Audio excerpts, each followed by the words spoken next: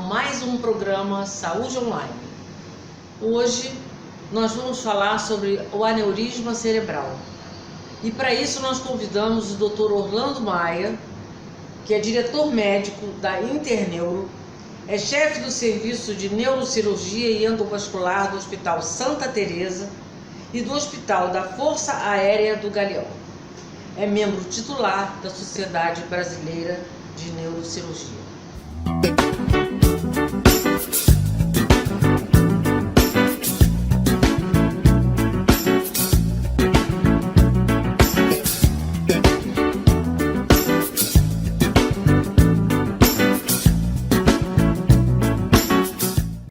Obrigada, doutor Orlando, e vamos iniciar com a primeira pergunta, que seria: o que é o aneurisma cerebral? Obrigado, Vitória, pelo convite e a Saúde Online. É um prazer recebê-los aqui na Interneuro e para falar de um tema tão polêmico que é o aneurisma cerebral.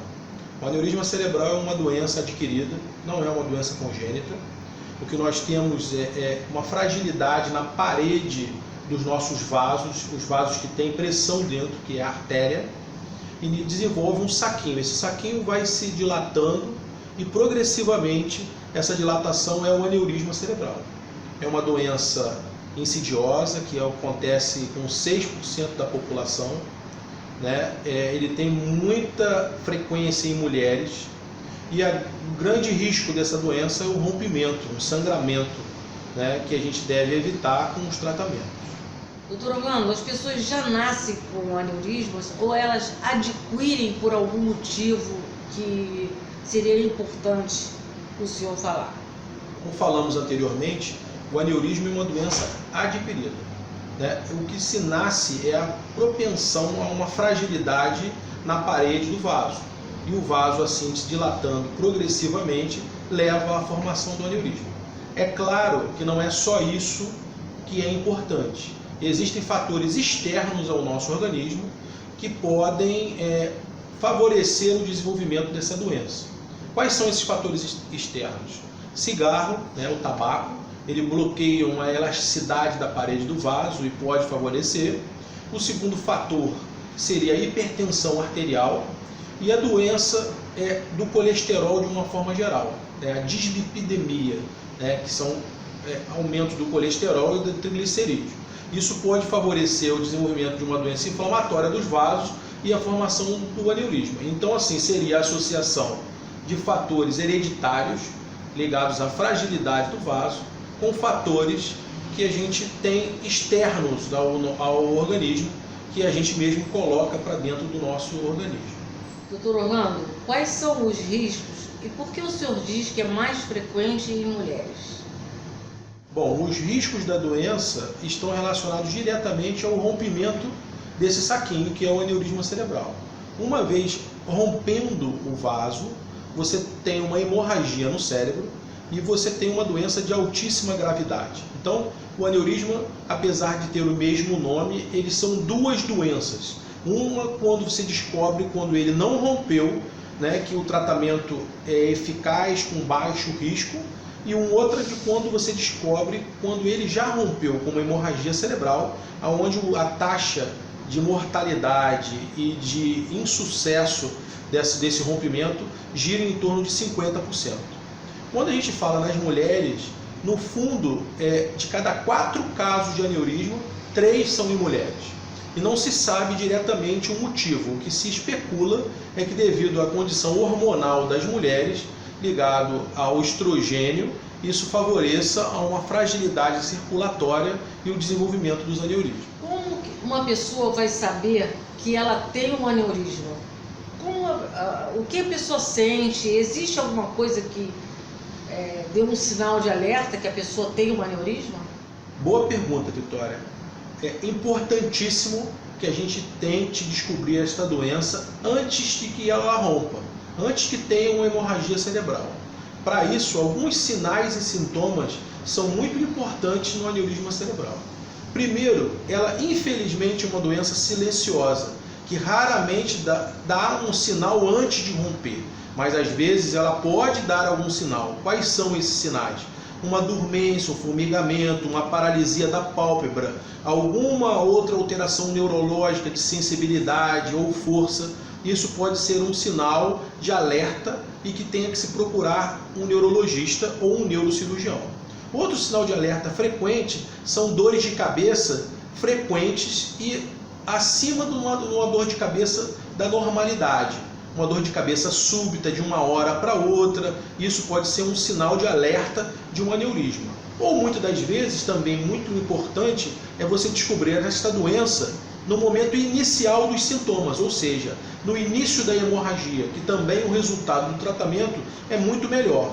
Então, os sinais clássicos de um rompimento de um aneurisma são dor de cabeça aguda, súbita, aquilo que começa de uma hora para outra, associado a náuseas, vômitos e muitas das vezes a perda da consciência, o desmaio, né? A pessoa é encontrada caída ou ela perde a consciência subitamente. Então, isso são sinais precoces de uma hemorragia cerebral, portanto, uma emergência médica, neurológica e neurocirúrgica, e aí sim a família tem que procurar o quanto antes uma emergência. Já os sinais clínicos anteriores à hemorragia é procurar um consultório de um neurocirurgião para que seja avaliada a gravidade dessa dor, desse sintoma e se esteja relacionado com aneurisma ou não. O que o senhor poderia nos dizer a respeito do que foi falado, que é uma dor de cabeça constante? Essa constância seria que tempo? O que nos chamaria atenção? A dor de cabeça constante é aquela dor de cabeça frequente, quase que diária, pelo menos 3 vezes na semana. É muito comum as pessoas e a população como um todo tomar medidas sem procurar um médico para o tratamento de dor de cabeça. É muito frequente a pessoa tomar analgésico por conta própria e não procurar um atendimento médico referenciado para o tratamento dessa dor de cabeça. Então, dor de cabeça, existem inúmeras causas, dentre elas também o aneurisma, e o tratamento correto é verificar a causa dessa dor de cabeça. Isso é muito importante. Então, procurando um neurologista ou um neurocirurgião, o diagnóstico correto vai ser dado a partir do momento que a pessoa sente e dali progressivamente será feito o tratamento de acordo com o tipo dessa dor. Mas então, dor de cabeça frequente, mais de 3 vezes na semana, é necessário procurar um tratamento médico relacionado a um neurologista ou um neurocirurgião. O que seria a prevenção dessa doença? A prevenção do aneurisma está relacionada a hábitos de vida saudáveis. Primeiro, número 1, não fumar. O cigarro é diretamente proporcional ao aneurisma. Número 2, presença de atividade física constante, para que ative a parte circulatória do nosso organismo. E número 3, controle do diabetes e dos triglicerídeos e colesterol de uma forma geral. Então essas são as medidas preventivas com hábitos de vida saudáveis que possam ajudar a prevenção do aneurisma. E o controle da pressão arterial. É muito importante que a pessoa tenha um controle adequado da pressão arterial.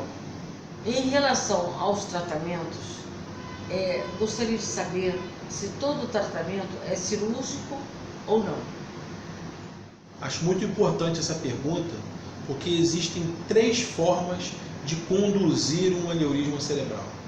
Quando eu digo conduzir, porque uma das atitudes não é nenhum tipo de tratamento e é uma observação à doença. Então, a interferência no que vai ser feito quando se descobre um aneurisma, primeiro tem 2 vertentes. Se ele é um aneurisma que já sangrou, ou seja, teve uma hemorragia e foi descoberto, então todos esses pacientes que descobriram um aneurisma por uma hemorragia, eles têm que tratar este aneurisma efetivamente, é uma doença emergencial e tem que tratar o quanto antes. E aí existem 2 formas para tratar esses aneurismas. Uma forma convencional, que é uma cirurgia onde abre a cabeça e coloca-se um clamp na base do colo do aneurisma, na base do aneurisma e isola ele da circulação, isola o saquinho. E a outra maneira é um tratamento feito pela virilha, onde entra um catéter, esse catéter navega na circulação e lá dentro do aneurisma, no saquinho, ele é entupido através de um material que promove a exclusão dele da circulação. Os 2 tratamentos têm prós e contras na indicação de cada tipo, né? E aí sim, quando a pessoa consulta um especialista, ele vai saber diferenciar o que é melhor para cada tratamento, o que é diferente do aneurisma que não rompeu. O aneurisma que não rompeu, né, ele tem três formas, e aí sim ele pode ser observado de acordo com algumas características, se o tamanho dele é muito pequeno, se ele está localizado em estruturas cerebrais que têm o menor risco de sangramento. Então, devido a isso, o risco-benefício de um tratamento pode ser indicado um acompanhamento. Acompanhamento não é abandonar um aneurisma, né? É acompanhar ele junto a um profissional que entenda do acompanhamento, onde possa repetir temporariamente um exame que vai determinar se ele está crescendo, se ele não está crescendo, se ele está mudando a característica dele, que assim faça a necessidade da mudança do acompanhamento para um tratamento. E também no aneurisma que não rompeu, você tem as duas outras formas efetivas de tratamento, que é a cirurgia convencional e o tratamento endovascular, que é o catéter feito pela virilha, né, e suas vantagens de de poder ser feito com anestesia local, poder fazer em pacientes acordados, né, poder ter alta mais precoce, mas que não tira os méritos da cirurgia convencional, que em alguns casos é o melhor para o paciente. As pessoas que têm um aneurisma e são tratadas, conforme o senhor falou, existe alguma precaução que elas tenham que ter? Ou elas podem ter uma vida normal, a nível de medicamentos, de exercícios? Uma vez tratado de aneurisma, a pessoa pode ter uma vida absolutamente normal. Não tem nenhuma limitação imposta pelo tratamento. É muito comum, quando faz o tratamento por via endovascular, existir um questionamento relacionado à possibilidade de fazer ressonância magnética por algum outro motivo. Isso também não é um impedimento, as pessoas podem fazer a ressonância normal, sem nenhuma outra restrição. Quanto aos pacientes que tratam um aneurisma que já rompeu, né, que teve uma hemorragia, é claro que de acordo com o tipo de hemorragia, de acordo com a gravidade do paciente, pode existir alguma consequência relacionada à sequela causada pela hemorragia. A sequela não é do tratamento em si da hemorragia. Aí vale para os dois tipos de tratamento, tanto o tratamento com a cirurgia convencional, como o tratamento feito com a cirurgia endovascular minimamente invasiva. Os dois podem deixar consequências da hemorragia e não do tratamento, e com isso a pessoa tem limitação pela consequência. Mas em si o tratamento não, a pessoa pode ter uma vida absolutamente normal, não é necessário o uso de nenhuma medicação especial para o resto da vida. Quando o tratamento endovascular é realizado, pode ser necessário alguns remédios ou algumas precauções no início após o tratamento, mas depois de um ano a pessoa está liberada para tudo, sem nenhuma restrição a nada. Orlando, o senhor poderia nos explicar o que é uma embolização?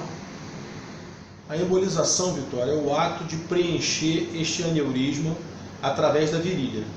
Então é o ato de entrar na circulação do paciente, entrar na artéria, caminhar e navegar por toda a circulação, chegar dentro desse saquinho e isolar ele, preenchendo ele. Existem algumas formas de preenchimento. Existem as micromolas de platina, que são preenchimento direto do aneurisma. Existem os stents cerebrais, que são associados às micromolas ou não.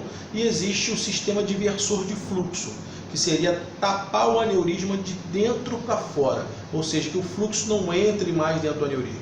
São situações técnicas, mas todos os objetivos da embolização são únicos: isolar aquele saco onde possa ter uma hemorragia cerebral. Essa é a função da embolização. O aneurisma, ele é um ovo oco ou ele é cheio? Eu costumo fazer uma analogia para que a população entenda o que é um aneurisma. O aneurisma equivale a um ovo num pneu de um carro.